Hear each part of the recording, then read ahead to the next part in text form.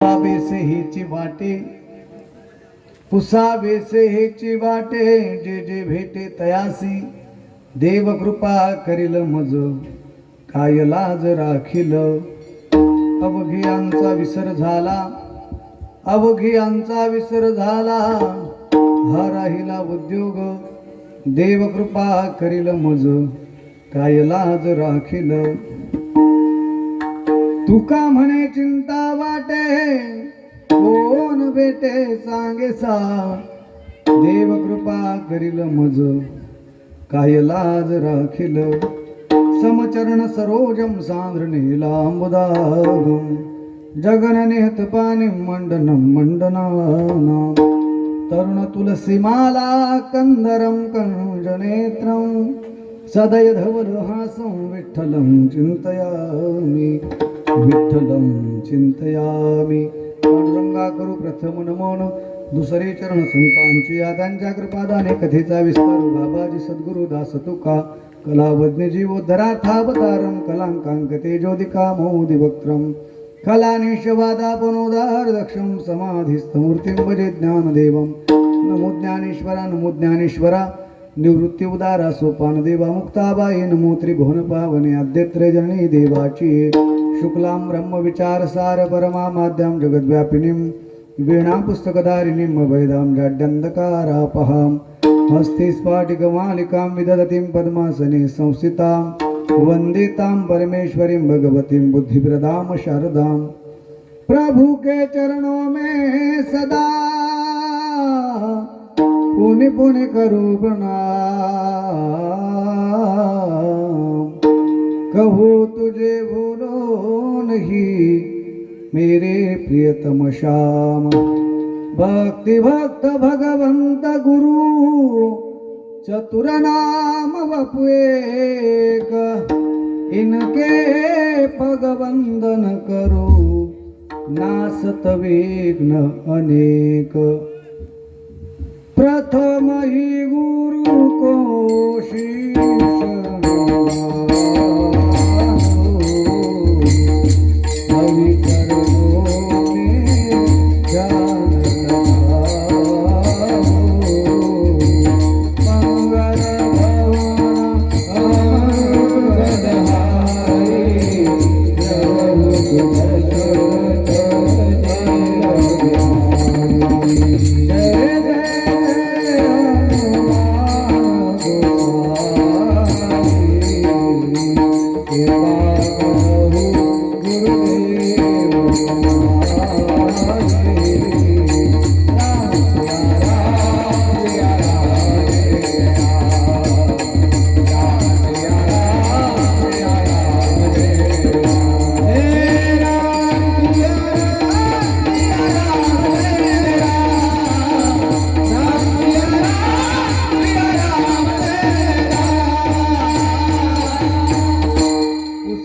हेचे वाटे, जे जे भेटे तयासी देव कृपा करील मज, काय लाज राखील.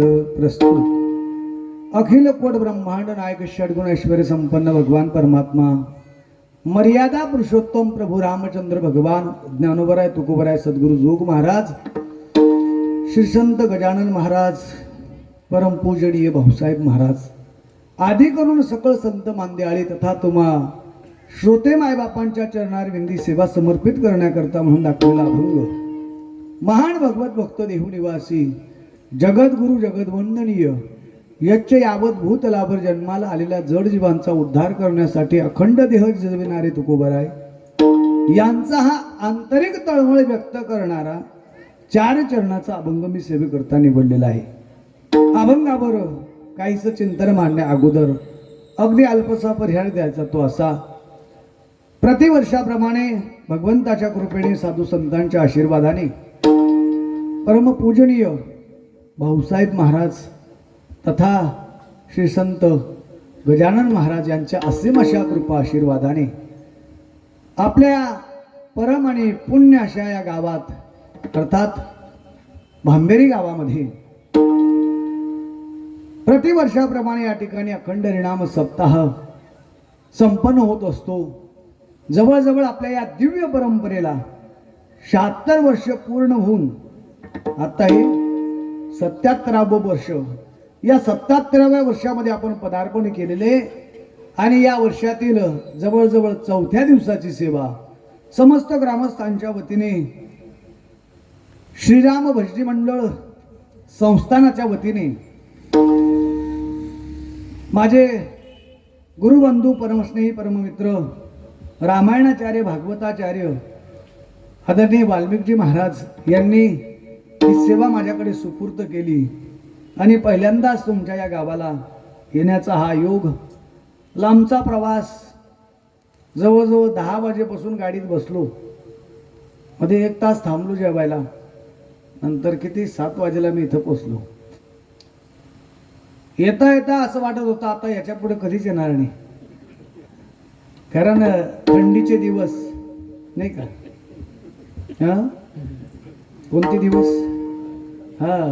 आणि उन्हाळ्याची सुरुवात म्हणजे आगमनच झालेलं आहे. मराठी महिन्याचा हा पहिला महिना. कोणता महिना चालू आहे मराठी? कोणता महिना बोला ना? पौष. पोरांनो, कोणता महिना आहे मराठी? तो मी नाही ते तिकडं.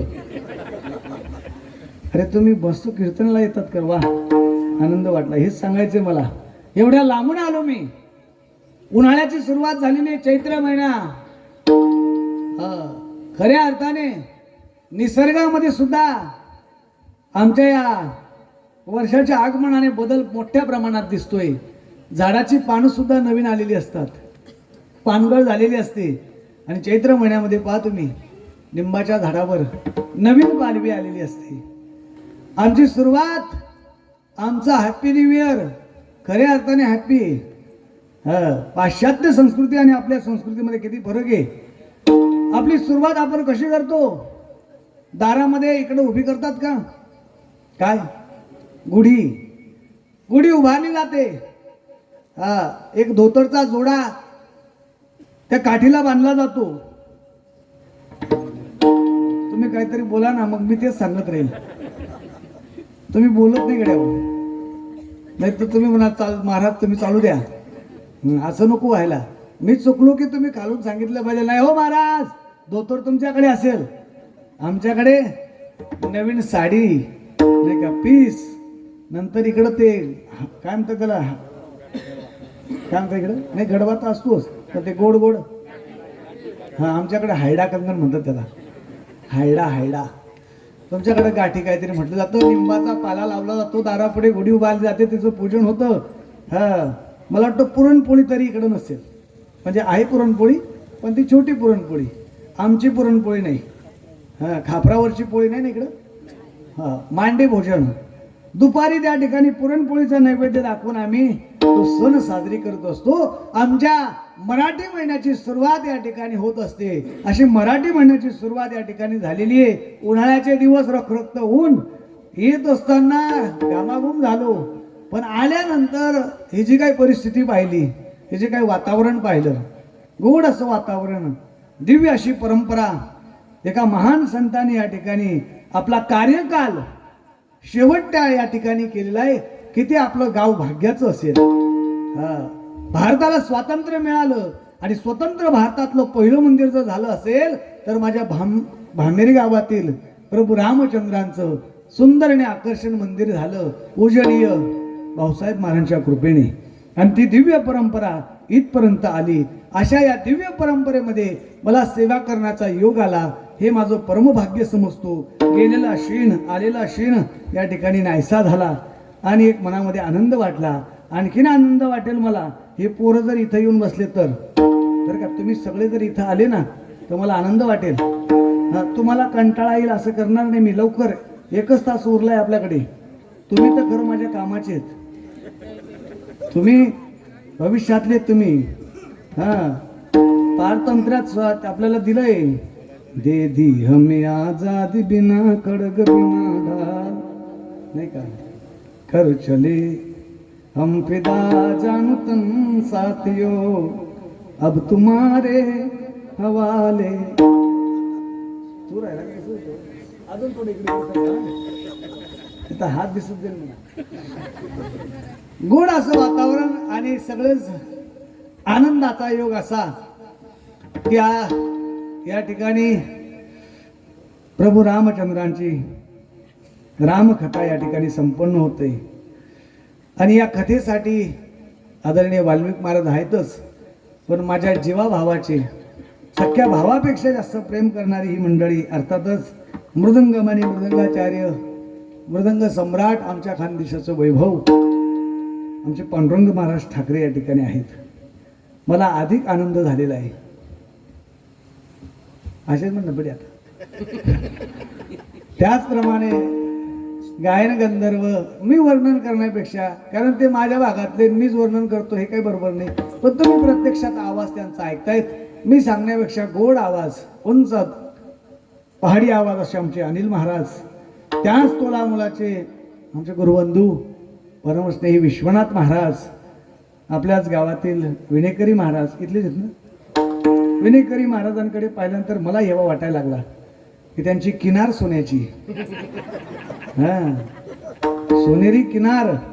बापरे म्हटलं माझी जिरली. सर्वच तरुण तडफदार या ठिकाणी भजनी मंडळ, श्रीराम भजनी मंडळ असतील, अन्य गावातील मारुती भजनी मंडळ नाही का, जेवढे काय असतील पंचक्रोशीतील गावातील सर्वच भजनी मंडळ, मोठ्या संख्येने माता भगिनी, पुरुष मंडळी नाही का. माता भगिनी सांगायचं कामच नाही. मला इकडं विदर्भात आलोय म्हणून थोडंसं एक वेगळा आनंद वाटतोय, कारण या विदर्भात मी राहिलोय काही दिवस.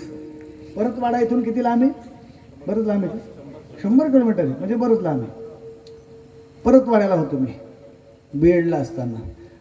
महिला मंडळ या ठिकाणी जास्त संख्येने, त्या मनाने पुरुष आहेत पण ते विखुरलेले आहेत नाही का, पक्ष वेगवेगळे करून ठेवलेत त्यांनी, म्हणून ते वाटत नाही. पण तरी सुद्धा संख्या तुमची जास्त असल्यामुळे मला एक शंका आहे, तेवढी शंका तुमच्या पुढे मांडतो, तिचं उत्तर द्या. लगेच मी कीर्तनाला सुरुवात करतो. इकडं तुमच्याकडे अशी परंपरा नाही ना की सकाळचे भांडे तुम्ही घासतात आणि संध्याकाळचे भांडे दोन्ही टाइम तुम्हीच घासता का? नाही, मग संख्या कमी असल्यामुळे मला असा अंदाज आला की त्यांचे भांडे घासायचे राहिले असतील, ते घासून येतील बुवा नंतर. पण नाही, प्रत्येक गावाला गेल्यानंतर ही स्थिती पाहायला मिळते.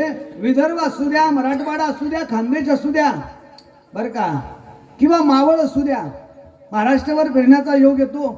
प्रत्येक ठिकाणी या महिला मंडळाची संख्या जास्त मोठ्या प्रमाणात दिसते. जिथं तिथं प्रत्येक कार्यामध्ये पुढेच आहेत.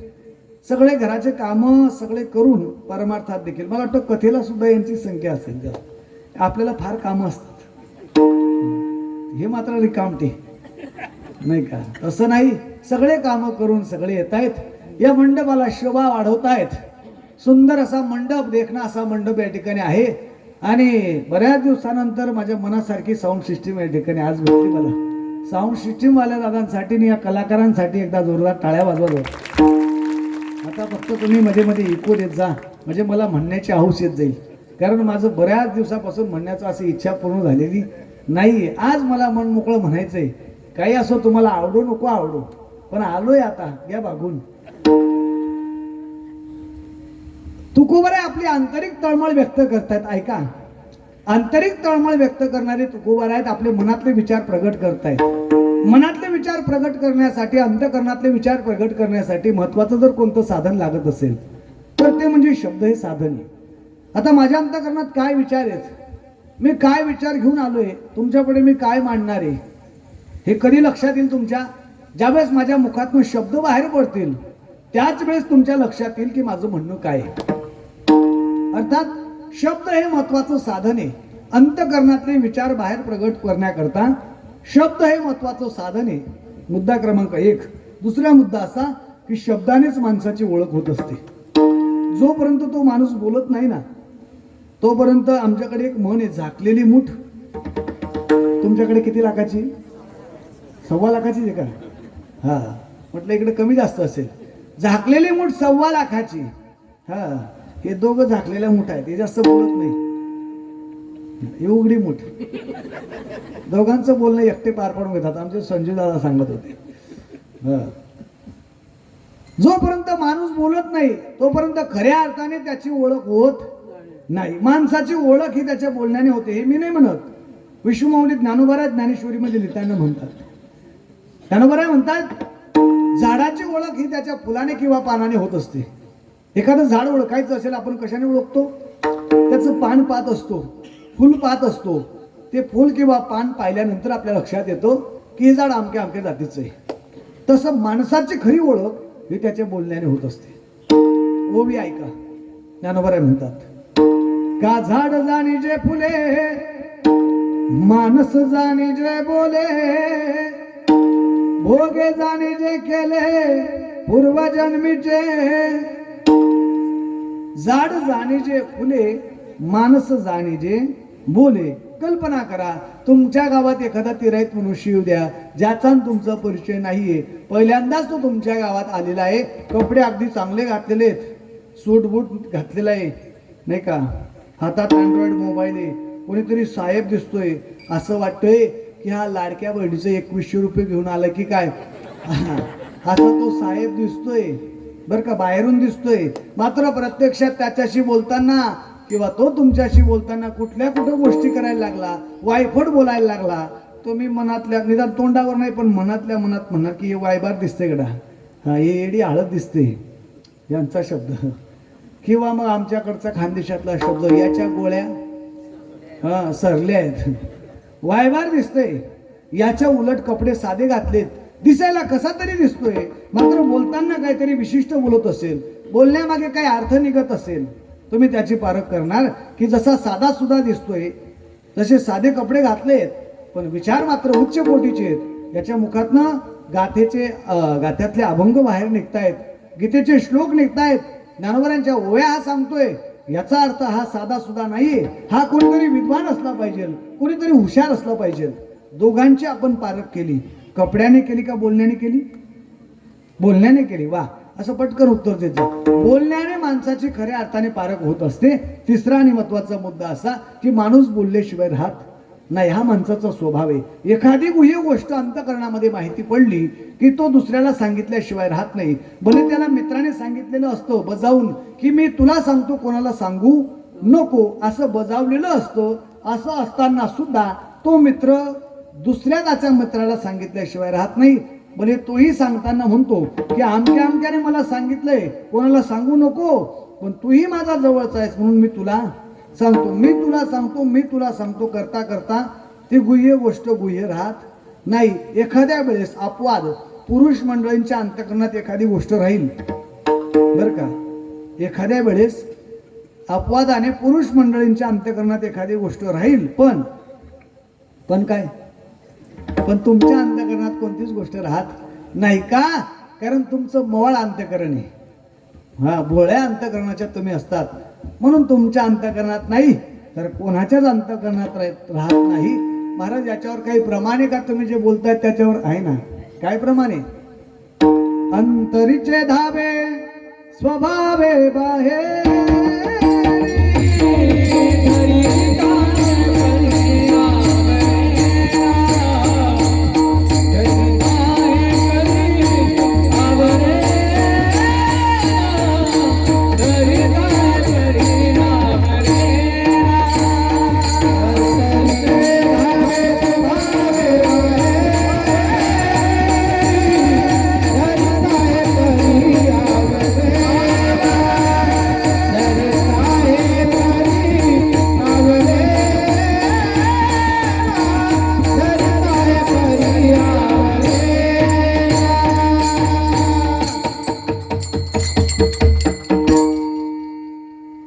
हे तुमच्या लक्षात आलं म्हणून दृष्टांत द्यायची काही गरज नाही.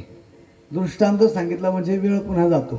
तुमच्या लक्षात येऊन गेलं की अंतःकरणात कोणतीच गोष्ट राहत नाहीतर परंपरेने एक दृष्टांत सांगितला जायचा. मी तेव्हा म्हणायचो विदर्भातला पाहुणा यायचा, पण आता खानदेशातला सांगावं लागेल, कारण खानदेशात राहिलं तर विदर्भातला आणावा लागतो, विदर्भात आलो तो खानदेशातला आणावा लागतो. एका माणसाला मुलगी झाली, मुलगी देखणी होती, एकुलती एक मुलगी, स्वरूप अगदी असं की भगवंताचं स्वरूप तिला दिलं, सगळा आनंद झाला. आमच्याकडे एक म्हण आहे, पहिली कन्या आणि दावली दुनिया, अशी आमच्याकडे म्हण आहे. पहिली जर कन्या आली, लक्ष्मी आली, लक्ष्मी आली तिचं पूजन केलं जातं, फक्त पहिल्या कन्येला बरं. दुसरी आली का तिला डिमांड राहत नाही, तिसरीला तर अजिबात नाही. पहिली कन्या झाली, आनंद झाला. आता कन्या रांगायला लागली, हळूहळू चालायला लागली ना, हळूहळू बोलायला लागली. आता तुमच्या विदर्भात कसे काय माहिती, लहान लहान लेकरं जे असतात सुरुवातीला बोलताना स्पष्ट बोलतात का? कसं बोलतात मग? बोबडं बोलतात. पण जरी बोबडं बोलायला लागला तरी बी त्याचा आनंद आईवडिलांना होत असतो. भाकरला काकर म्हणत असेल नाही का, पाणीला ताणी म्हणत असेल, पण तरी त्याला आनंद वाटत असतो, आईवडिलांना आनंद होत असतो. ही सुद्धा गोष्ट ज्ञानोबांनी किती बारकाईने निरीक्षण केलं असेल हो. ज्ञानोबांनी हे सुद्धा मांडलेलं आहे. ज्ञानोबा म्हणतात ना, ना तरी बालक बोबडा बोले,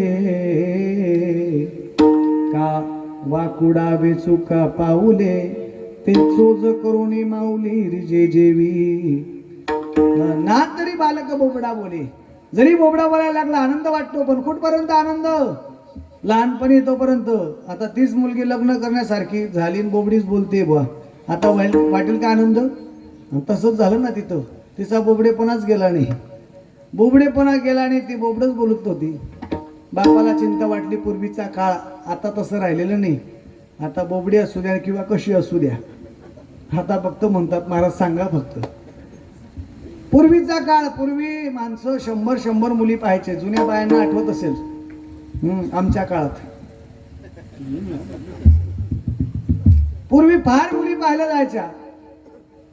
अनेक स्थळ यायचे, निघून जायचे. किती स्थळ आले तुम्हाला अंदाज सांगतो, पटकन संपवतो. एक पोतं पोहे संपलं.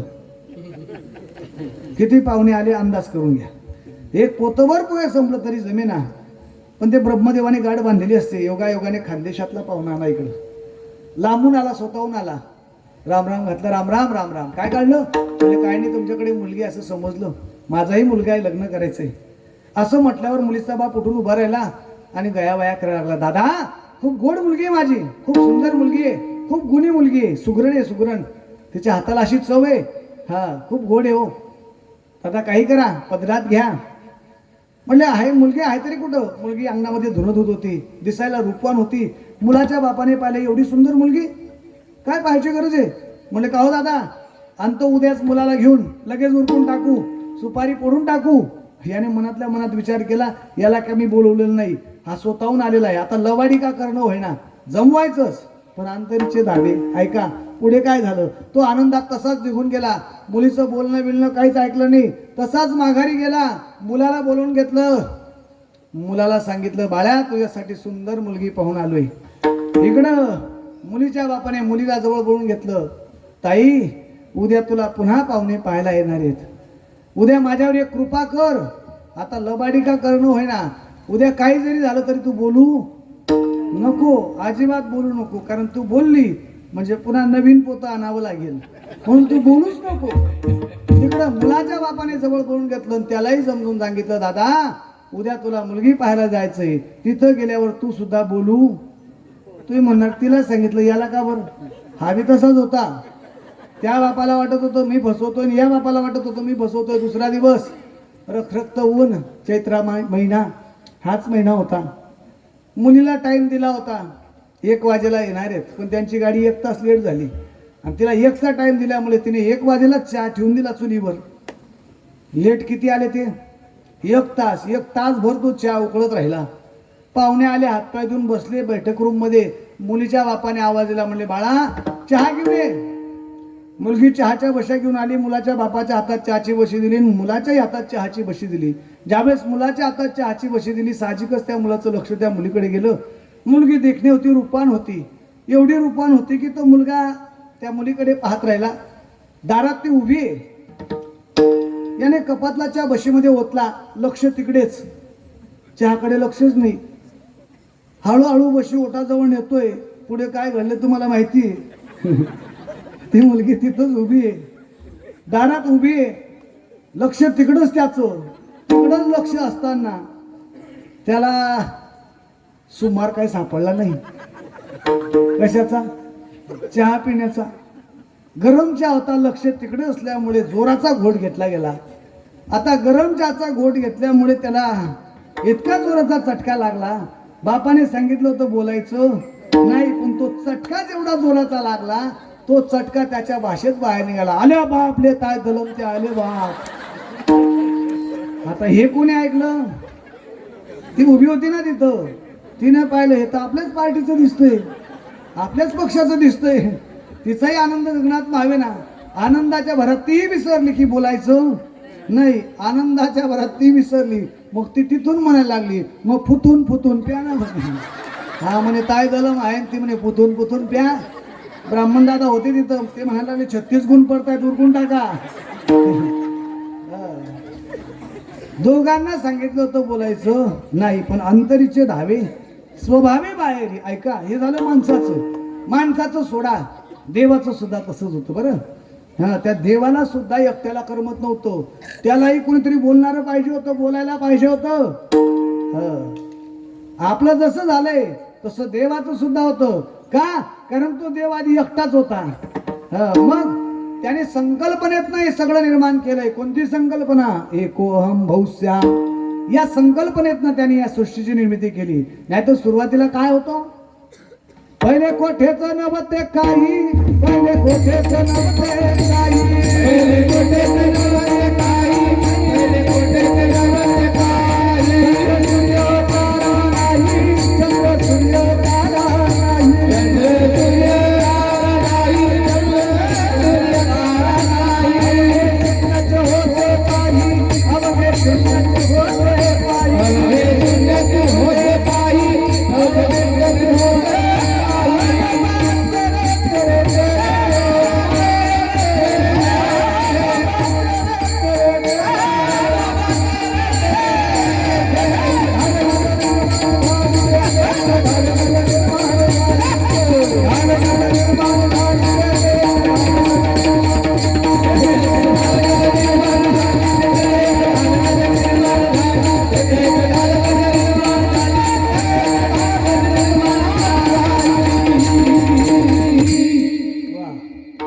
पहिले कोठेच नव्हते काही. बोबड्यामुळे का माझी बोबडी ओळली काय माहिती. देव म्हणतो त्याला नाव ठेवतो का, थांब. पहिले कोठेच नव्हते काही, चंद्र सूर्य तारा नाही, अवघे शून्यचे होते पाही. कानोबा तेरे तेरे तेरे. काहीच नव्हतं, संतांनी वर्णन केले. त्याच्या संकल्पनेतून या सृष्टीची निर्मिती झाली. सगळं काही निर्माण केलं, तोपर्यंत आपली निर्मिती झालेली नव्हती. परंतु आता मी तुम्हाला विचारतोय, घाबरू नका बरं. तुम्ही म्हणणार यांनी जवळ बोलून घेतलं ना, आता आपल्याला विचारेल हा फुगटमध्ये, हा आला इकतमध्ये आणि आम्हाला विचारेल फुगटमध्ये. घाबरू नका. नाही उत्तर आलं तर काही अडचण नाही, आणि उत्तर जर दिलं तर तुम्हाला प्रत्येक फुगट नाही विचारत मी, प्रत्येक प्रश्नाला 10 रुपये मिळतील. पण कोण देईल ते ऐका. पहिल्या प्रश्नाचं उत्तर भेटलं की जवळच येत दाते पांडुरंग महाराज ठाकरे यांच्याकडनं 10 रुपये. शाळेमध्ये आपल्याला शिकवलं गेलंय माणसाची उत्पत्ती कोणत्या प्राण्यापासून झाली?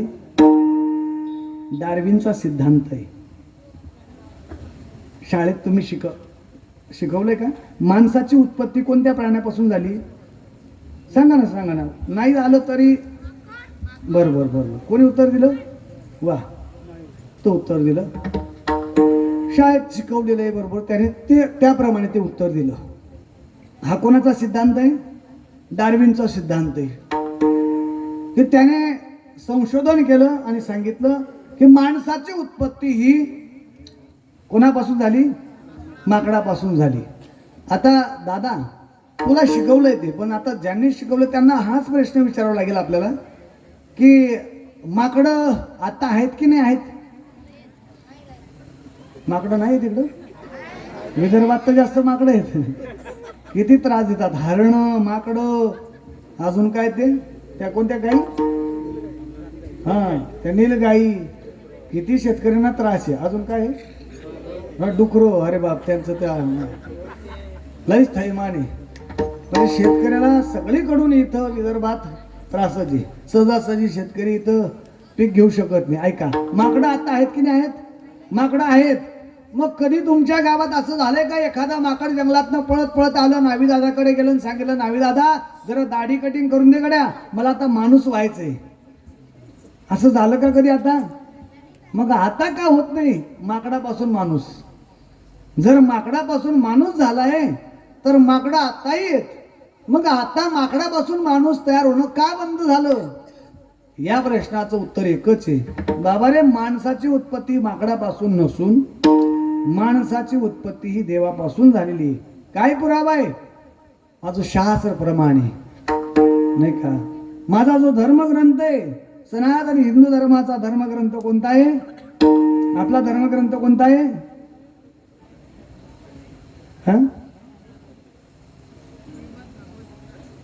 हा, आता कोणी उत्तर दिलं? तू उत्तर दिलं. तुम्हाला दोघांना 10,000 रुपये. पांडुबा, उद्या 10 रुपये दे, आम्ही चाललो रात्रीच. बरोबर उत्तर दिलं. श्रीमद भगवत गीता. आता लक्षात राहू द्या हा पोरांनो, तुमची चुकी नाही. आम्हीच तुम्हाला सांगितलं नाही, तुम्हाला कसं माहिती पडेल? तुम्ही कोऱ्या पाट्या आहेत. पण आता इथून पुढे लक्षात ठेवायचं, आपला धर्मग्रंथ कोणता आहे? श्रीमद भगवत गीता. आणि गीतेमध्ये श्लोक आहे. गीतेमध्ये भगवान परमात्माने म्हटलंय, श्री भगवान वाच, तुम्ही कोणाचे अंश आहात? अर्थात आपण कोणाचे अंश आहोत? ममई वंशो. याचा अर्थ काय? तुम्ही माझे अंश आहात. आपण देवाचे अंश आहोत, माकडाचे नाही. ज्यांना माकडाचे वाटत असेल ते माकडाचे, मी देवाचा आहे. आपण देवाचे अंश आहोत. त्याच्या पुढे माकडाचं म्हणायचंच नाही, आपण देवाचे अंश आहोत. कारण गीतेमध्ये प्रमाण आहे. प्रमाणाने मी या ठिकाणी सांगतोय, ममई वंशो जीवलोके जीवभूत सनातनः मनःष्ठानि इंद्रियाणि प्रकृतिस्थानि कर्षति. देवाचे आपण अंश आहोत.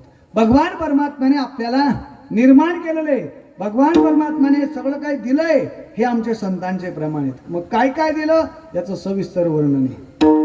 दिले इंद्रिय हात पाय कान, डोळे मुख बोलाया वचन, जेणे तू थोडसे नारायण, तसे जीवपण दिले इंद्रिय हात पाय कान, डोळे मुख बोलाया, जेणे तू थोडसे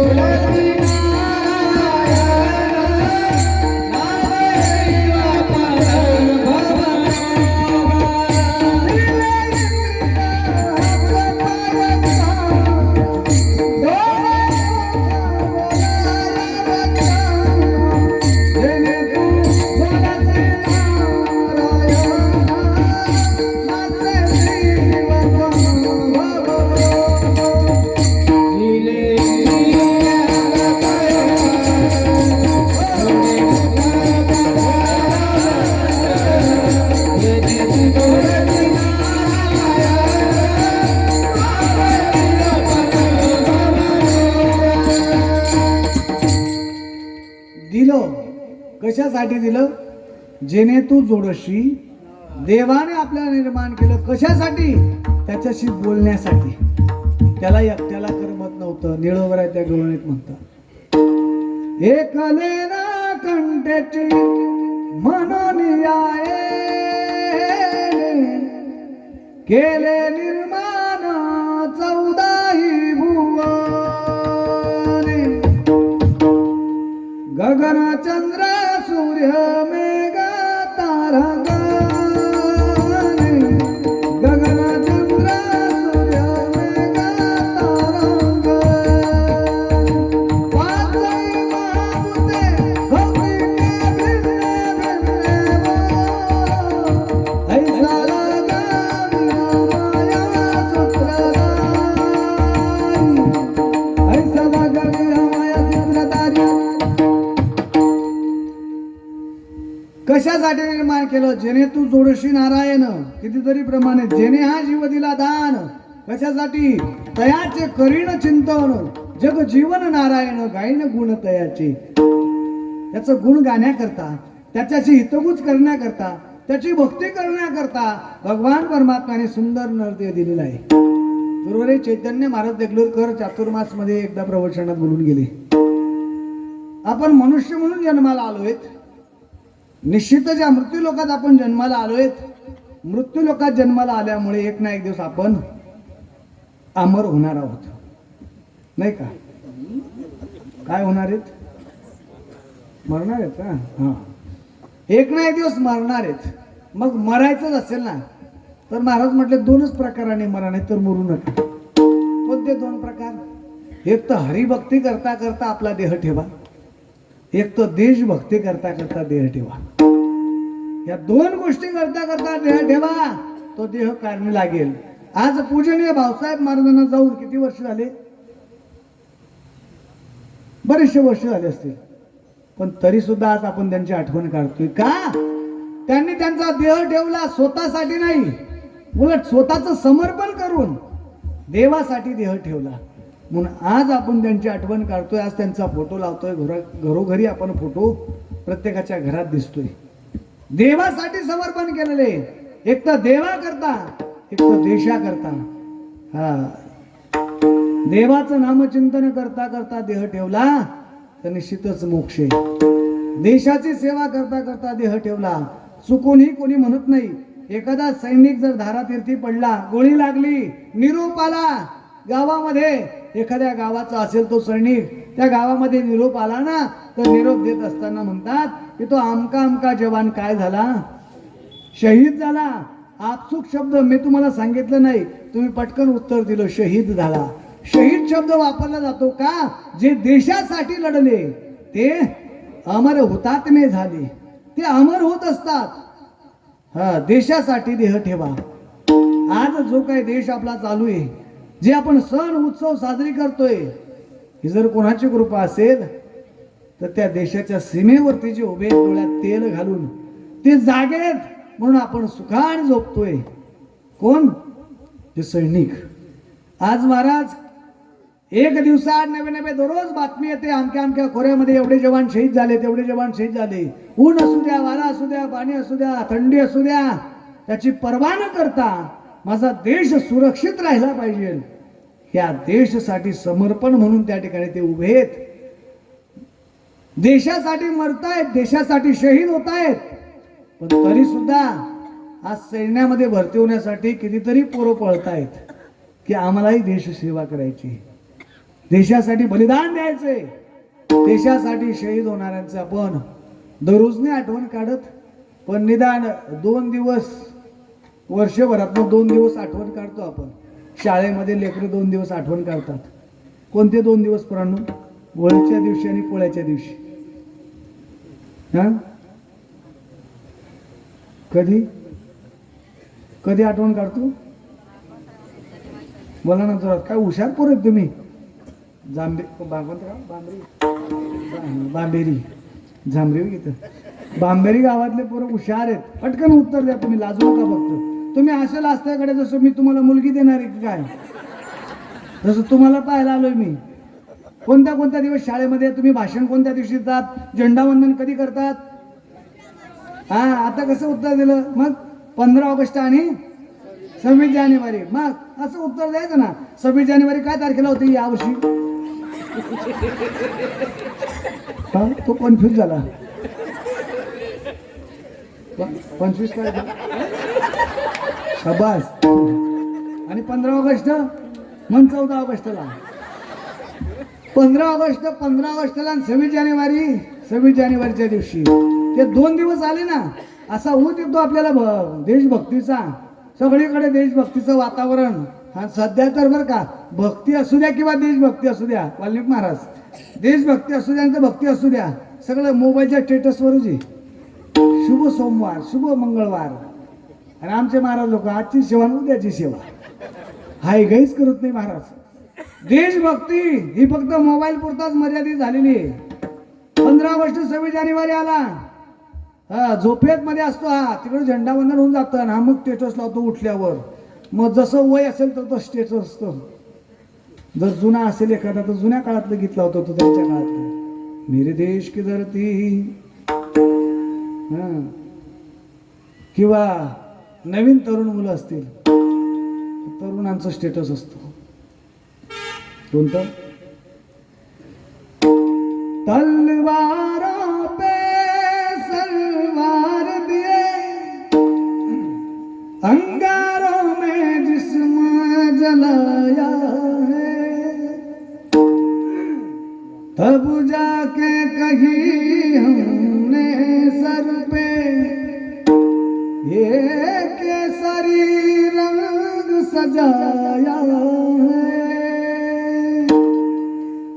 ऐ मेरी जमीन अफसोस नहीं जो तेरे लिए सो दर्द सहे, महफूज रहे तेरी आन सदा, चाहे जान मेरी ये रहे न रहे।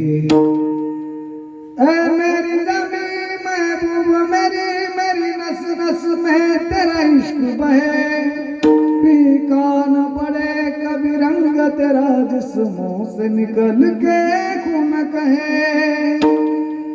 तेरी मिट्टी में मिल जावा खुद बन के, मैं खिल जावा इतनी सी है दिल की आरज़ू।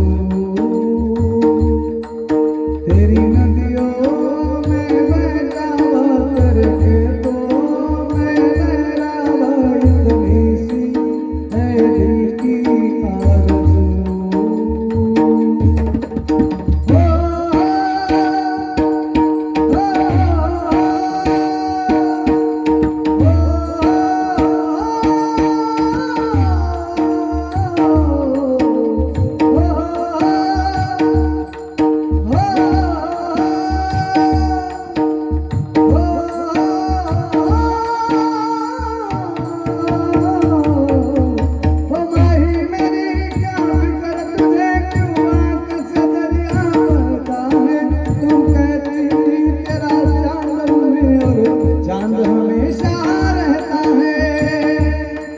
तेरी मिट्टी में मिल जावा खुद बन के, मैं मिल जावा इतनी सी है दिल की आरज़ू।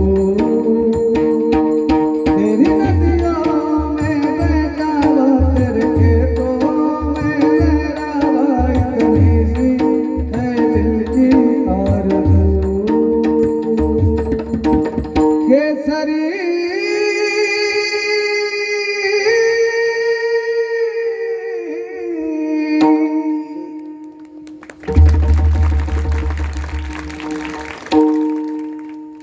वा, धन्यवाद. तुम्ही रिप्लाय चांगला दिला. नाही तर वाजवल्या नसताना तर मला थंडा घाम आला असता. आता गरम घाम येतोय, नंतर थंड आला असता. देशभक्तीचं स्टेटस आपण 2 दिवसापुरता नका लावू, सतत आठवण ठेवा. पण आपण ते गीत ऐकलं ना लता दीदीचं, जरा याद करो कुर्बानी. 10 10 को एक ने मांगा, फिर गिर गए होश गवा के, जब अंत समय आया तो ओ, जब अंत समय आया तो कह गए कि अब मरते हैं. खुश रहना देश के प्यारो,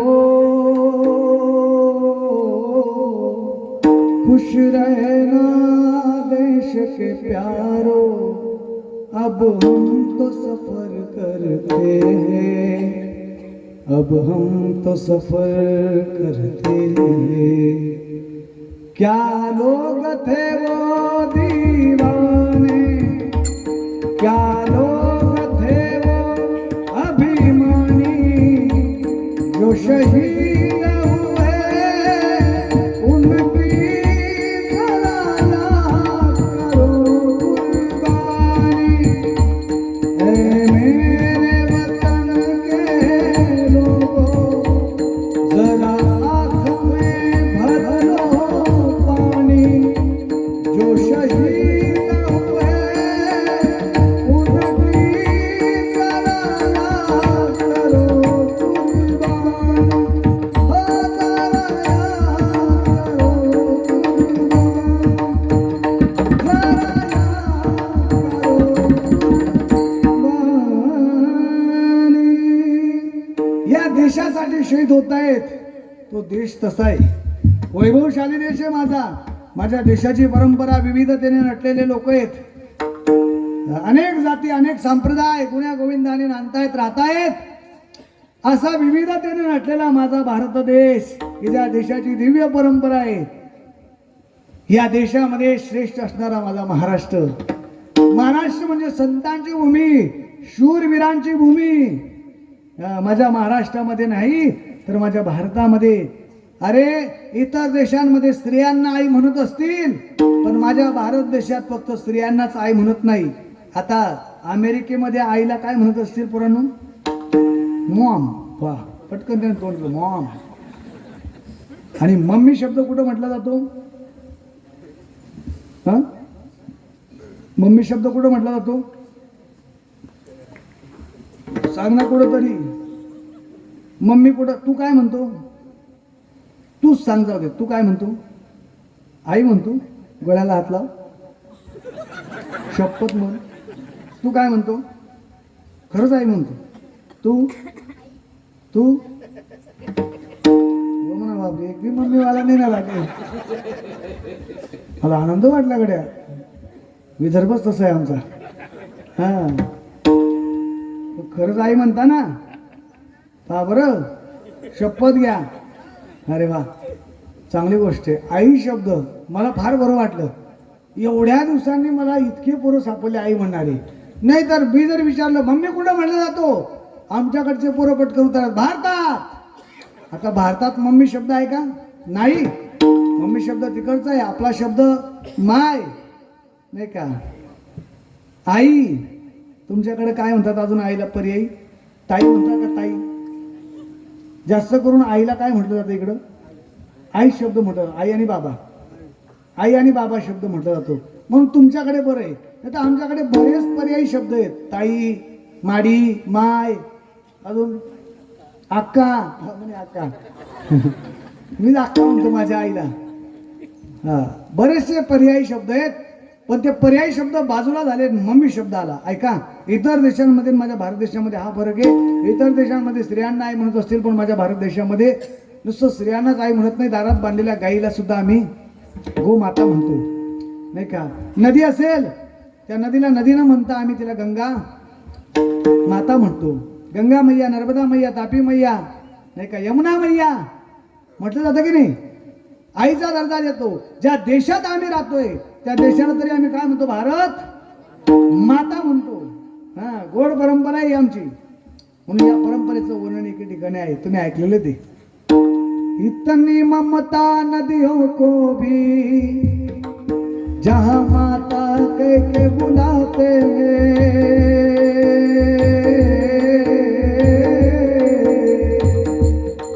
इतना आदर इंसान तो क्या पत्थर भी पूछे जाते हैं।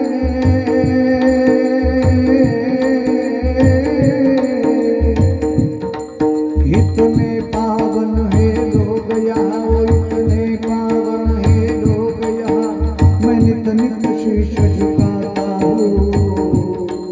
भारत का रहने वाला हूँ, भारत की बात सुनाता हूँ। भारत का रहने वाला हूँ, भारत की बात सुनाता हूँ। अशा आहे माझ्या भारत देशासाठी. जीवन जगत असताना मरायचंय ना, तर मग देशसेवा, एक तर हरिभक्ती, एक तर देशभक्ती. देवाने सुंदर नर दिलेला त्याला जाणण्यासाठी. पण का हो मला सगळे त्याला जाणत नाही ना, सगळेच त्याची भक्ती करत नाही ना. सगळ्यांनाच भक्ती आवडली असती तर मंडपात जागा राहिली असती का? नाही. सगळ्यांना हे आवडत नाही. काहींना हे आवडतं, बाकीच्यांना ते आवडतं. कोणाला काय आवडतं, कोणाला काय आवडतं, आवड भिन्न भिन्न आहे. सगळ्यांना भक्ती आवडत नाही. मग भक्ती कोणाला आवडते? आता शास्त्र प्रमाणानुसार जर पाहिलं आपलं, तर संत महात्मे सांगतात, बाबा रे, भक्ती आवड निर्माण होण्यासाठी, देवाचं नामचिंतन घेण्यासाठी पूर्वजन्माचं काय लागतं? पुण्य लागतं. पूर्वजन्माचं सुकृत लागतं. ज्याचं पूर्वजन्माचं सुकृत असेल, पुण्य असेल, तो या जन्मात त्या देवाचं नाव घेत असतो. तो भक्ती मार्गाला लागत असतो. कशावरून? आता एक प्रमाण जर दिलं, 2-3 प्रमाण तर तुमच्या लक्षात येईल. ज्ञानोबारांना विचारा. ज्ञानोबारांना विचारा, तो देव तुम्हाला आवडतो का? म्हटले आवडतो. किती आवडतो?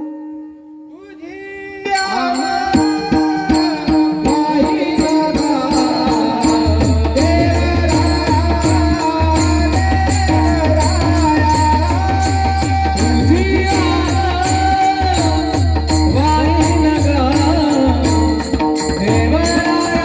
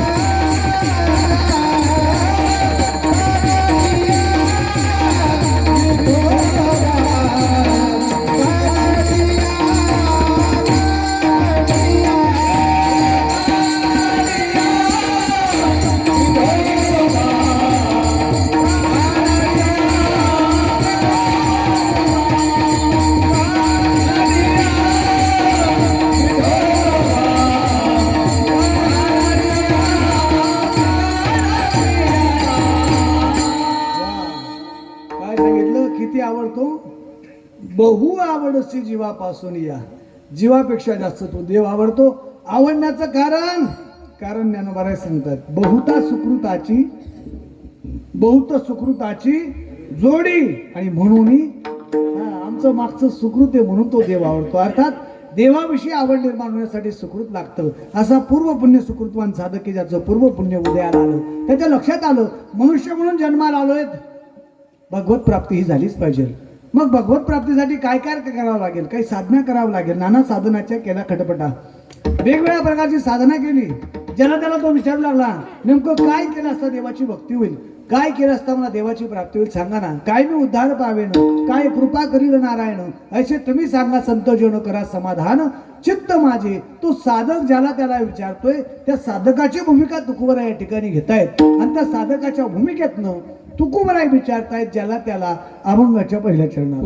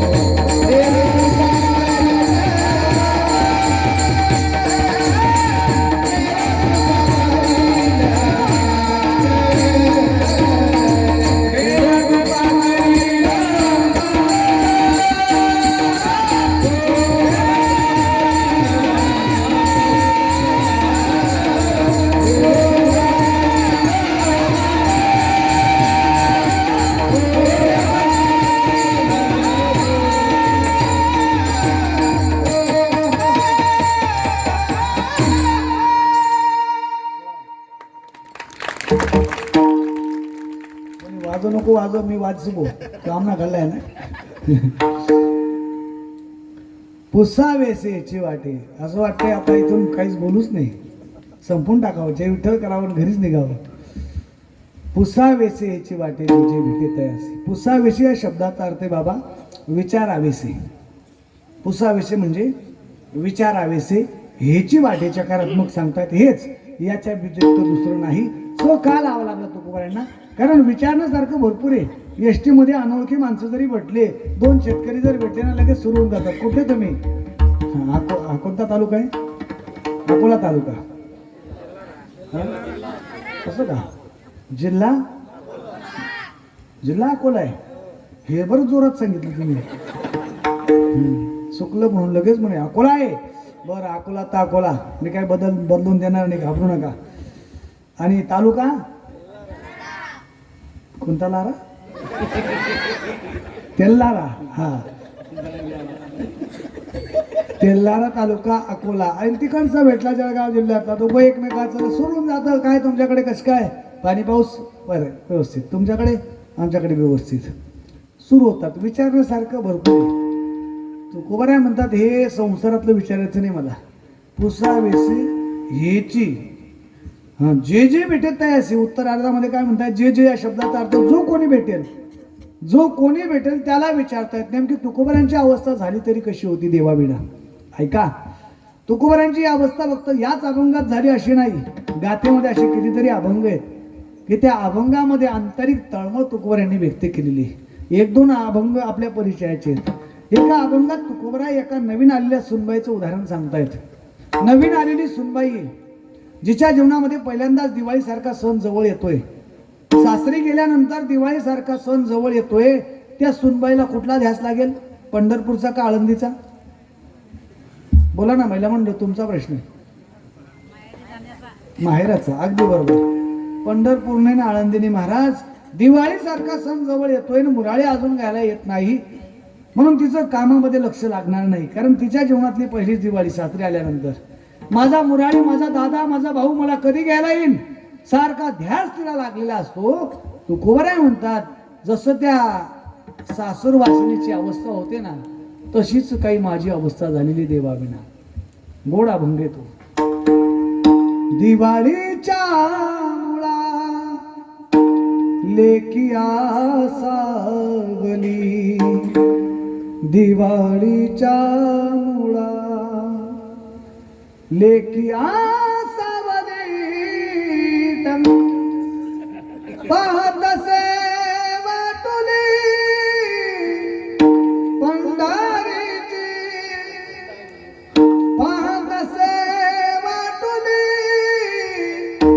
पंढरीची, भेटीला जीवा लागली से आस, भेटीला जीवा लागली से आस, भेटीला जीवा लागली से आस, भेटीला जीवा लागली से आस. हे झालं सुनबाईचं उदाहरण. आता मुलीचं उदाहरण देत आहेत दुसऱ्या अभंगात. तो अभंग जवळजवळ आमच्या भजनी मंडळीचा पाठच आहे. हा, त्या अभंगात मुलीचं उदाहरण देत आहेत. असाच मंडप घातलेला असतो नाही का, असेच तुम्ही बसलेले राहतात, पण फरक एवढा, इथं शांत बसलेले आहेत, तिथं मात्र सगळा कल्ला चालू असतो तुमचा. कल्लाच ना इकडचा शब्द.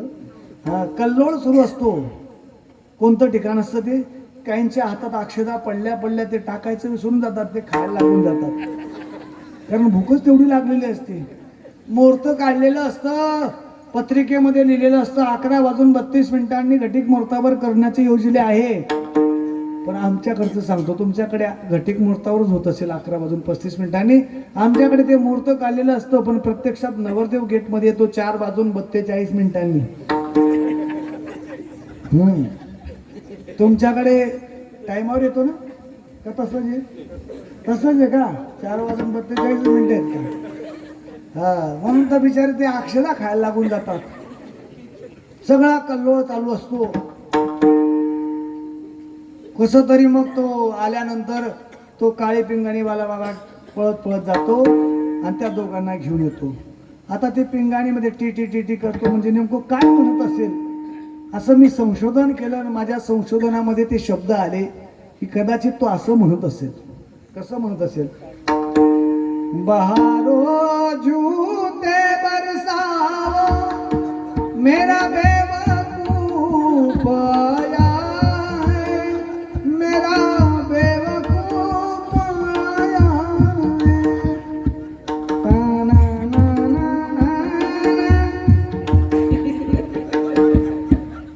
असं काहीतरी म्हणत असेल तो.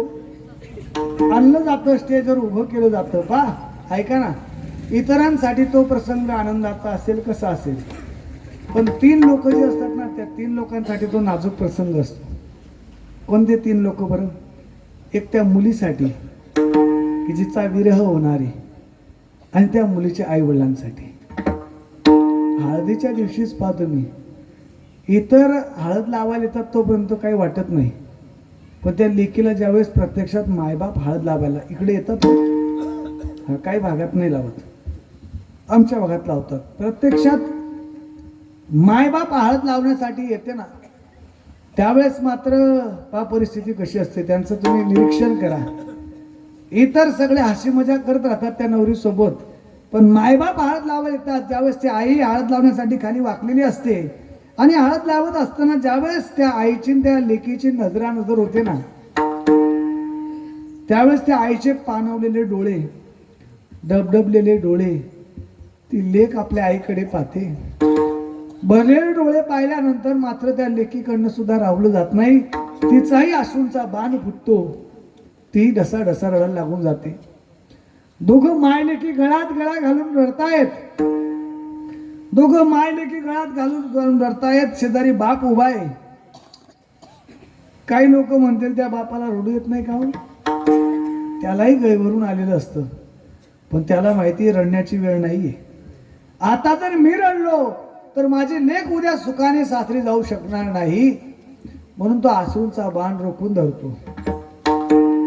उलट तो कठोर भूमिका धारण करतो. काय रडारडी लावली, आवरा पटकन. कदाचित काही लोक म्हणतील काय निष्ठुर बाप आहे. दुसऱ्या दिवशी पहा तुम्ही, तो बाप दिवसभर पेटा घालून त्या गेटमध्ये सगळ्यांना अभिवादन करत राहतो. अभिवादन करताना त्याच्या चेहऱ्यावर हास्य दिसतंय, पण आतल्या त्या बापाची घालमेल सुरू असते. माझी लेक आता संध्याकाळी मला सोडून जाणार आहे. कोणती लेक? की ज्या लेकीला न सांगता मी बाहेरून आलो की पाण्याचा ग्लास घेऊन यायची. मी जर कमी जेवलो तर माझी लेक माझ्या जवळ येऊन चौकशी करायची, बाबा तुम्ही कमी जेवले, बरं वाटत नाही का बाबा? बाबा मेडिकलवरनं गोळ्या आणू का? डॉक्टरांना बोलवू का? ही काळजी करणारी माझी लेक आता मात्र माझ्यापासून दूर जाणार आहे. उद्यापासून मला दिसणार नाही. त्या बापाला तो विरह सहन होत नाही, तरी सुद्धा असूनचा बाण रोखून धरतो. आलेल्या पाहुण्यांना अभिवादन करतो. इकडं मात्र पहा, लग्नाची वेळ लागल्यावर स्टेजवर नवरदेव नवरी बोलवले जातात. नवरदेव नवरी स्टेजवर आले की ब्राह्मण दादा हातात माईक घेतात आणि जोराने आवाज देतात, चला नवरदेवचे काका. काय रे मामा? अरे पण मामाचं लग्न झालंय का? मामी नाही, मामीचं काय काम आहे? फक्त मामाच.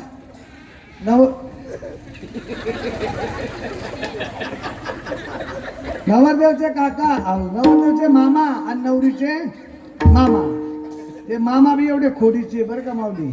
मामा स्टेज जवळ होते, पण मुद्दाम ते लांब निघून जातात. ते मागे उभे राहतात. ते मुद्दाम ज्यावेळेस ब्राह्मणाला नाव घेतात ना, त्याच वेळेस मग ते गर्दी चंद देतात मामा गर्दीमधनं. मग लोक पाहतात, हाय का मामा, जाय रे बो मामा पुढे. ती आई पाच एका बाजूला. तुमच्याकडे आहे का ती पद्धत? तुळस मांडली जाते का? आहे ना तुळस. मंगल अष्टक सुरू होतात ना, त्यावेळेस तुळशीला पाणी घालतात. बरोबर. ती आई, त्या मुलीची आई हातात गडवा घेऊन तुळशीला पाणी टाकत असते. त्या आईच्या चेहऱ्याकडे पहा. त्या आईच्या चेहऱ्यावर सुद्धा अनंत आठवणी दाटून आलेल्या असतात.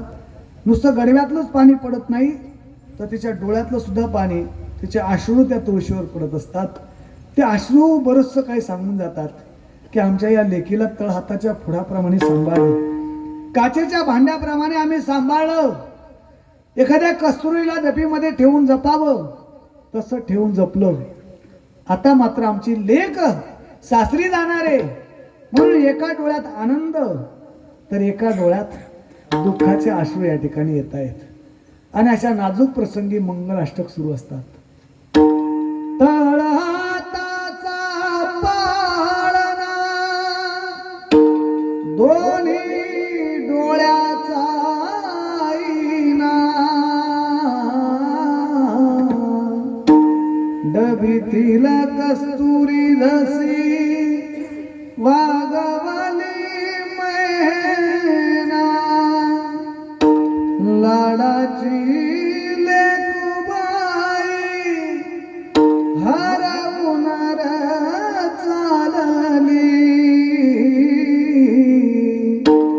आज माहेर सोडून कशी चालली सासरी, जीवातला जीव केला आम्ही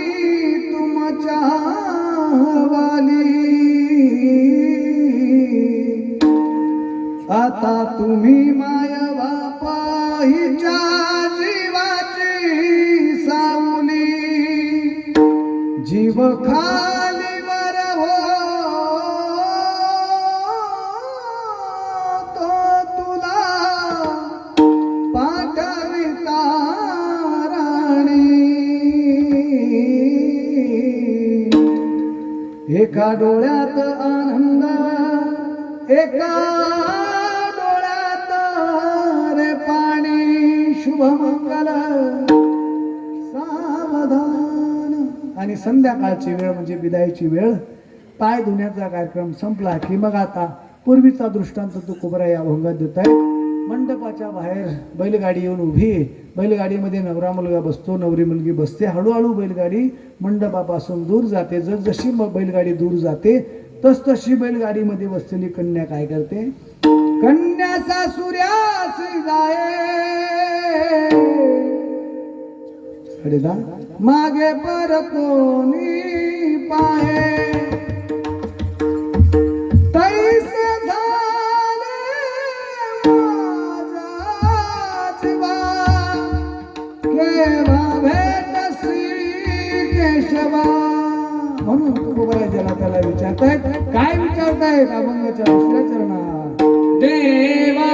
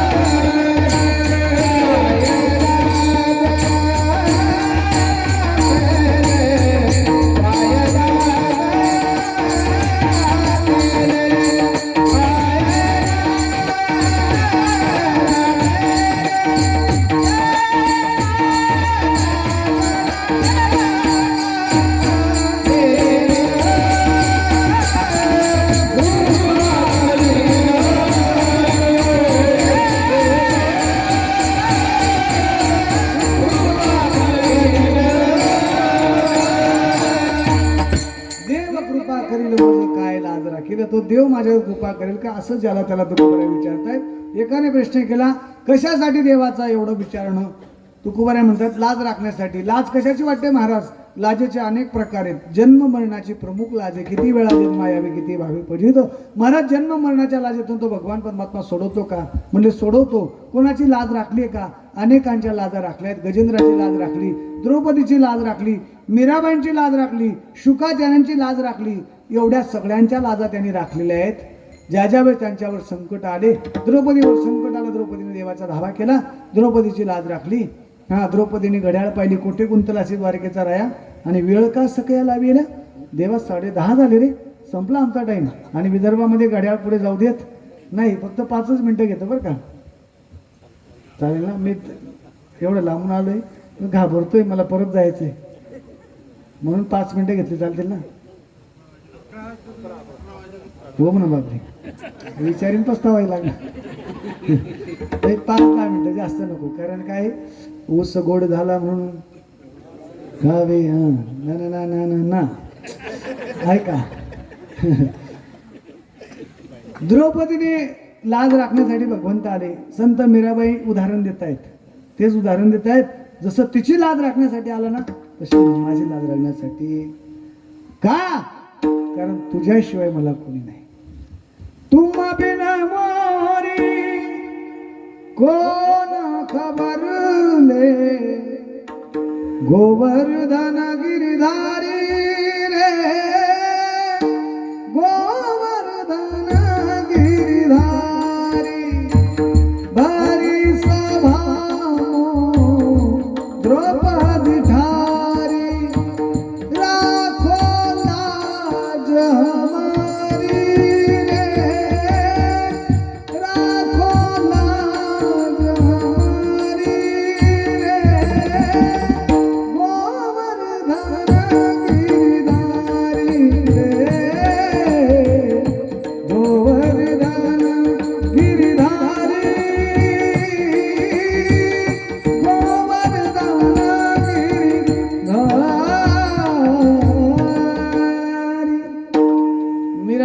लाज राखली. बैसोनी खोळी शुक राहे गरबी आंधळा शिनला रजारी दुःख आठवी वेळा.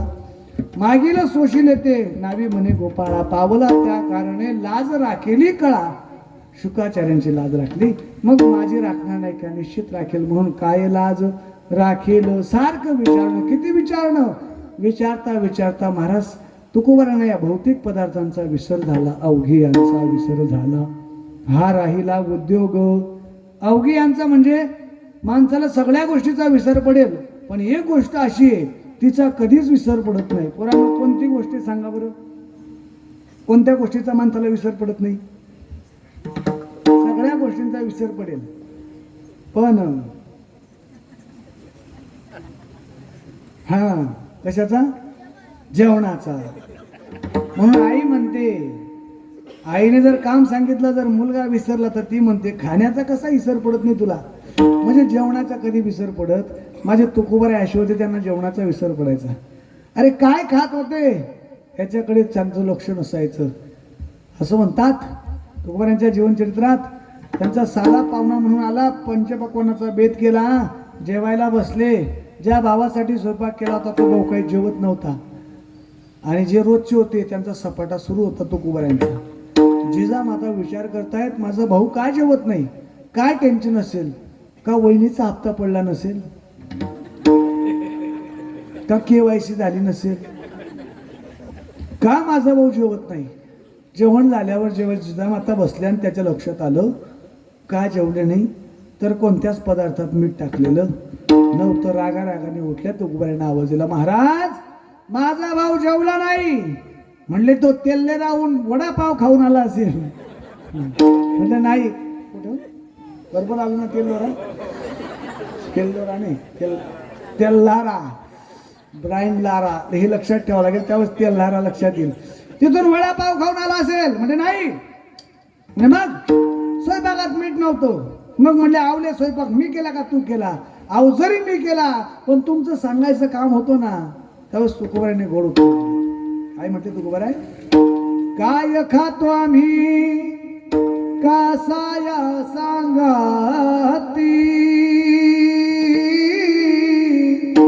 कैसे लागती नेनो मुखी, कैसे लागती नेनो मुखी. आम्ही काय खातो काय पितो याच्याकडे लक्ष नाही. दिनरजनी हाची दंदा गोविंदाचे पोवाडे. अवघी यांचा विसर झाला. हा राहिला उद्योग. 3 चरण झाले. तुकोबारायांना देव भेटले नाही. मग तुकोबारांना देव भेटेल की नाही? जशी तुम्हाला चिंता वाटू लागली तशी तुकोबारांनाही चिंता वाटू लागली. ती चिंता महाराज शेवटच्या चरणात व्यक्त करतात.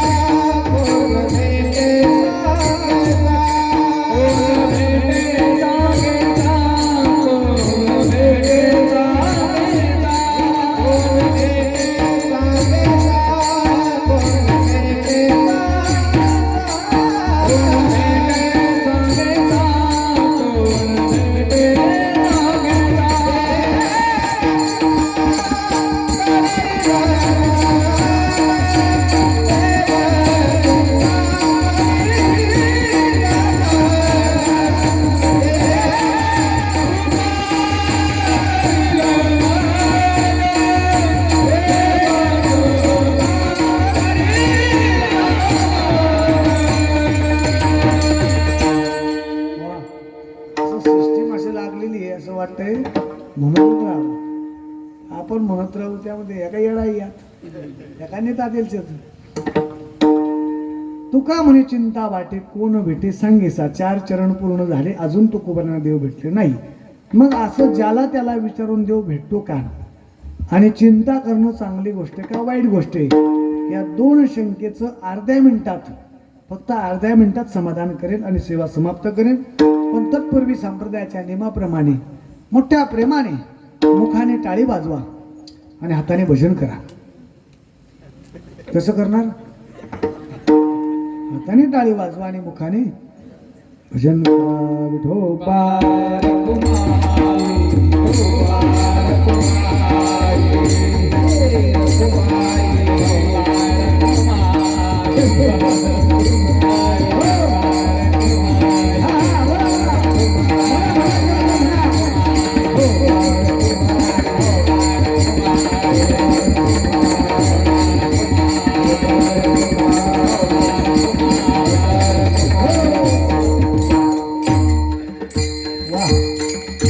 काही काही गोष्टी मला फार समाधान देऊन जात आहेत. नुसतं भजन करा म्हटलं तर सगळ्यांनी कंपल्सरी भजन केलं बरं का. हा भले काहींनी 2 in 1 भजन केलं. विठोबा रखुमाई पण केलं भजन. असं का होईना केलं. आळस बी देऊन घेतली. विठोबा रखुमाई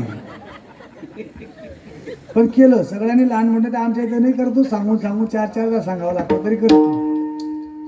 मी 2 शंका मांडल्या होत्या. चिंता करणं, पटकन उत्तर द्या. संपलं कीर्तन आपलं आता. चिंता करणं चांगली गोष्ट आहे का वाईट गोष्ट आहे? पोरांनो तुम्हाला प्रथमतः प्राधान्य तुम्हाला. आता मी खरंच पैसे काढूनच ठेवतो.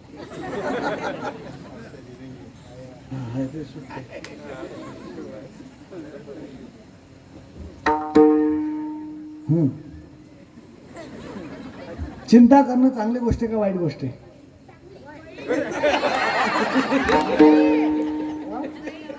वाईट. तुम्हाला काय आत्तापासून चिंता आहे भाऊ? अजून लग्न नाही, काही नाही. तुम्हाला मग वाईट आणि चांगली असू द्या. चिंता करणं तुमच्या बरोबर बोलणं ते व्यावहारिक दृष्ट्या वाईट गोष्ट आहे. तुकोबारांसारखे संत चिंता करतायत. आता तुकोबारा चिंता व्यक्त करतायत. चिंता करणं वाईट गोष्ट आहे. लहान लेकरांना कळतंय, तुकोबारांना कळू नये का? या शंकेचं समाधान असं आहे. तुकोबारांच्या चिंतेचा विषय आणि आपल्या चिंतेचा विषय याच्यामध्ये फरक आहे. तुकोबाराची चिंता व्यक्त करतायत ती पारमार्थिक चिंता व्यक्त करतायत आणि तुम्ही आम्ही जी चिंता व्यक्त करतोय ही प्रापंचिक चिंता व्यक्त करतोय. प्रापंचिक चिंता ही चिंता वाढवणारी आहे, तर पारमार्थिक चिंता ही कायमची चिंता संपवणारी. म्हणून ऐशी चिंता करी सदा सर्व काळ. दुसरा प्रश्न, प्रापंचिक जी चिंता आहे ही चिंता वाढवणारी, ती चिंता पावलं पावली जाळणारी. बरं का? कोणती चिंता? जे आपण तुम्ही आम्ही चिंता करतो ना, ही जाळणारी. सुभाषितकार गोड लिहितात एका सुभाषितामध्ये, चिंता आणि चिता. पोरांनो चिंता ता चिता चिता नाही, चिंता आणि चिता हे 2 शब्द. आता ओरिजिनल त्या प्रश्नासाठी मी 10 रुपये काढले. ते पहिले प्रश्न नव्हते, ते वायबार प्रश्न होते. आता खरा प्रश्न आहे, चिंता आणि चिता या 2 शब्दांमध्ये काय फरक आहे? ज्याला उत्तर आलं, सामुदायिक उत्तर देऊ नका, त्याने हात वरती करायचा फक्त. तुम्ही जरी केलं तरी चालेल बरं का. चिंता आणि चिता या दोघांमध्ये काय फरक आहे? थांबा ना बाबा, आता तुम्ही मला 21 रुपये द्या. काय फरक आहे सांगा. सांग सांग सांग. त्याने हात वरती केला का डोकं खाजवण्यासाठी केला? द्या, सांग बेटा सांग. चिंता आणि चिता याच्यामध्ये काय फरक आहे? अनुस्वाराचा. टाळ्या वाजवा इकडे इकडे. वा, तिने बरोबर कॉपी न करता उत्तर दिलं. मला माहिती आहे पंतीच उत्तर देणारे, दिवे काही कामाचे नाही. तरी लोकांना दिवाच पाहिजे पेटवायला. तुझं नाव सांग. आराधना ज्ञानेश्वर साठव. सातव. साठवणी सातव. तू गोड उत्तर दिलं. अनुस्वार, अनुस्वाराचा फरक आहे. म्हणून तुला 1 रुपया उधार, 10 रुपये तुला बक्षीस घे. आता तुम्हाला फुकटचा प्रश्न. 1 किलो कापूस जड का 1 किलो लोखंड जड? 1 किलो कापूस जड का 1 किलो लोखंड जड? सोपं उत्तर आहे ना, लोखंड जड. मग ह्या परत टाळ्या नाही, परत घ्या, वाजू नका. वाजवल्याला परत घ्या. बरोबर उत्तर दिलं. काय जड? लोखंड. काय जड बाळा? लोखंड. काय जड? लोखंड. काय जड? लोखंड. लोखंड. वा रे माझ्या लोखंड्यांनो, तुम्हाला गाडीत घेऊन जावं असं वाटतंय. हाच प्रश्न मी परतवाड्याला विचारला होता बीएडला असताना. एका पोराला बडबड करत होता, म्हणलं काय 1 किलो कापूस जड काय 1 किलो लोखंड जड. तो ठामपणे यांच्यासारखंच उठला आणि त्याने उत्तर दिलं, सर 1 किलो लोखंड जड. म्हटलं याला प्रश्न समजला नाही. अरे 1 किलो कापूस आहे आणि 1 किलो लोखंड आहे, कोणतं जड. तो त्याच्या उत्तरावर ठाम होता. आता तुम्ही सारखं म्हणतायत समजल्यावर, त्याला समजल्यावर देखील तो त्याच्या उत्तरावर ठाम होता, सर 1 किलो लोखंड जड. मी रागाने त्याला म्हटलं, अरे 1 किलो कापूस 1 किलो लोखंड कोणतं जड.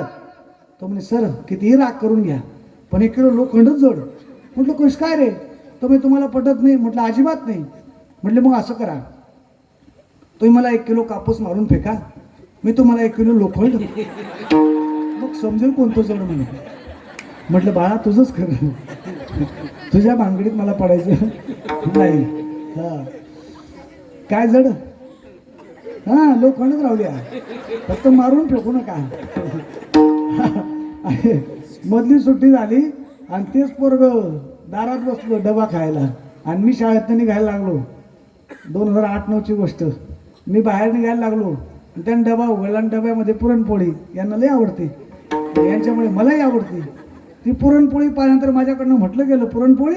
त्याने माझ्याकडे पाहिलं, तुम्हाला आवडते वाटतं सर. म्हटलं तू लोखंड मारणार आहे, नको तुझी तरी नको. म्हणजे नाही सर घ्या पुरणपोळी खा. म्हटलं नाही बाळा तू खा. तो म्हणे खा सर, मी खात राहतो. मग मला काय भेटत नाही का. पहिला झटका दिला, नाही विलाजाने डबा हातात घेतला. डबा हातात घेतला सहज माझ्याकडनं विचारलं गेलं, मी तर पुरणपोळी खाऊन गेलो, तू घरी काय सांगशील. तो म्हणे टेन्शन घेऊ नका, तुम्ही खा फक्त. अरे पण तू सांगशील काय आईला. तो म्हणे तुम्ही टेन्शनच घेऊ नका, तुम्ही खा. हा पण तरी सांगशील काय. तो म्हणे सांगून देईल सर, कुत्र्याने खाल्लं असं, खा म्हणलं तुम्ही. म्हटलं शाबास. मला त्या दिवशी एवढं दुःख झालं नाही एवढं आज होतंय. म्हणजे मी कुत्रा झालं तुम्हाला हसू येतंय. चिंता आणि चिता याच्यामध्ये काय फरक आहे आता समजलं तुम्हाला. त्या आराध्याने, हा आता लक्षात द्या, अनुस्वाराचा फरक आहे. सुभाषित काय सांगतात, सुभाषितकार म्हणतात, चिंता चिता समुख्याता बिंदू मात्रेण विशेषता सजीवम दहते चिंता निर्जीवम दहते चिता. सजीव माणसाला म्हणजे जिवंत माणसाला चिंता पावलं पावली जाळते. माणूस मेला का चिता सुद्धा जाळतेच. म्हणून प्रापंचिक चिंता करू नका. चिंता करायची असेल तर जी तुकोबऱ्या करतायत पुसावेसे याची वाटे जे जे भेटे तयासी. महाराज अशी तळमळ व्यक्त करून तो देव भेटतो का. निश्चित भेटतो. ज्या दिवशी तुमच्या अंतःकरणामध्ये देवाविषयी तळमळ निर्माण झाली, ज्या दिवशी तुम्हाला खाण्यापिण्याचा विसर पडायला लागला, त्या दिवशी तुम्हाला देवाकडे जायची गरज नाही. मग तो देव तुमच्याकडे आल्याशिवाय राहणार नाही. तुका म्हणे ऐसे आर्त ज्याचे मनी आणि त्याचे चक्र पाणी वाटप आहे. ज्ञानेश्वर माऊली.